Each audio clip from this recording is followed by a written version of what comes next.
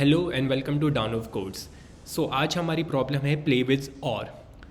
और हमें क्या करना है क्वेश्चन में, तो हमें एक एरे गिवन है जिसका साइज होगा n, तो हमें उसे रिकंस्ट्रक्ट करना है सच दैट कि जो एरे ऑफ ith एलिमेंट है उसका हम और करें array of ith plus 1 element के साथ और सेम जगह पे स्टोर कर दे, दैट मीन्स ith लोकेशन पे। तो सबसे पहले समझते हैं कि और हमारे पास है क्या। तो मान लो और हमारा साइन जो रिप्रेजेंट होता है वो पाइप साइन से होता है, सिंगल पाइप से। दो एलिमेंट्स है ए एंड बी। अगर दोनों बिट जीरो हुई तो इसका और क्या होगा हमारे पास, इसका और हमारा ज़ीरो ही रहेगा। बट अगर इनमें से एक भी बिट वन रहेगी तो इसका और हमारे पास वन होगा।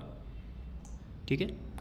अब मान लो हमारे पास एग्जांपल में क्वेश्चन गिवन है कि 10 और 11, तो हमें पता है कि हमें इन दोनों का और करके इस लोकेशन पे स्टोर करना है। तो क्या 10 और 11 का जो और रहेगा क्या वो 11 ही होगा अकॉर्डिंग टू द आंसर। तो ये भी देख लेते हैं हम एक बार। तो हमें 10 और 11 का हमें सबसे पहले इनको बिटवाइज नोटेशन में रिप्रेजेंट करना पड़ेगा। तो 10 कैसे रिप्रेजेंट होता है 1010 से।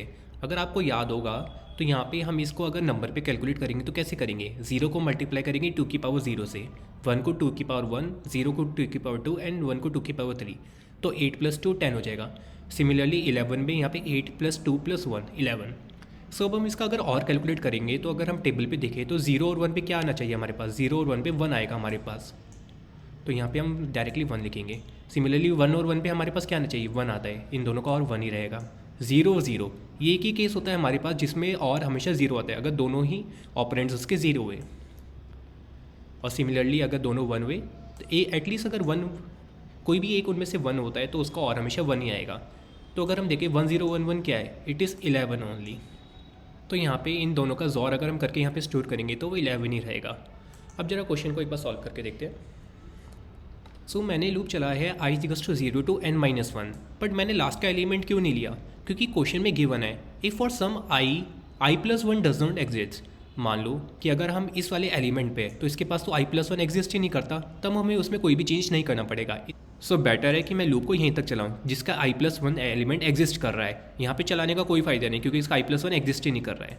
अब सिंपली हमें क्या करना है, एरे ऑफ i पे हम स्टोर करेंगे इसका और करके एरे ऑफ i + 1 के साथ, ये हमें स्टोर करके सिंपली रिटर्न कर देना है। इसको रन करके देखते हैं।